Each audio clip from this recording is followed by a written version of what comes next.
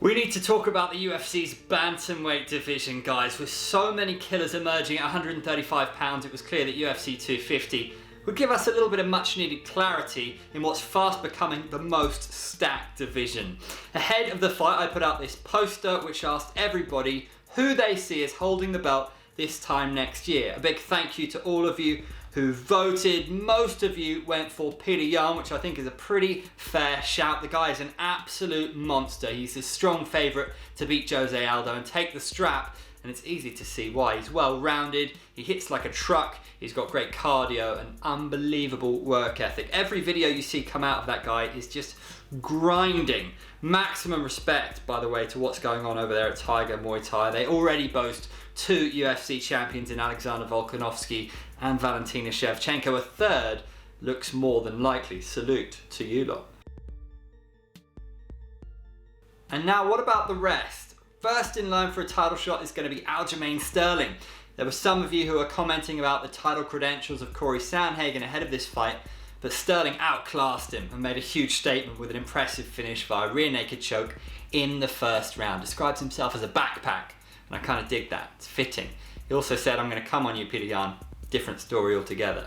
If I had to pick right now, I'd suggest that Yan beats Sterling, but you cannot count the Funk Master out. He looked fantastic today and is riding a 5-fight win streak.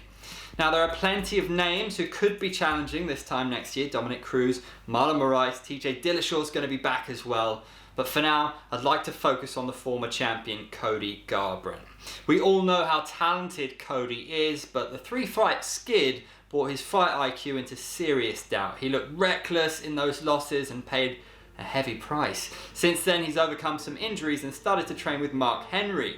Judging by his performance against Assunção, you have to say, it's made a huge difference. He looked patient, mature, and oh so deadly. What a KO. The man was on some Roy Jones Jr. shit, one of the most glorious knockouts I've ever seen. Highlight reel stuff. Mortal Kombat, ladies and gentlemen. Get over here! Cody is back. Who's next? Well, how about Marlon Moraes?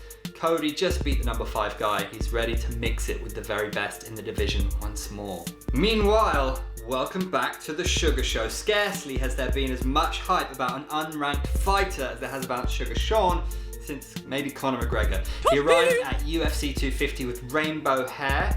You cannot have rainbow hair and not deliver something special, or you end up looking very silly. Well, Sean O'Malley certainly delivered. That walk-off KO was reminiscent of Mark Hunt. Mark Hunt would have been proud about that if he watched the UFC, of course. It was highlight reel, it was superstar stuff. Sean O'Malley is a real problem in this division, a bona fide star. He's ready for a bigger test. I say, give him John Dodson. I know some of you want to see Cody versus Sugar. I think that's a little soon. But what a show. What a time to be an elite bantamweight in the UFC. What did you guys think of UFC 250? What matchups would you make? What do you want to see moving forward? And who will be the champ this time next year? I'd love to hear from you. Really appreciate those comments. Some very astute ones indeed.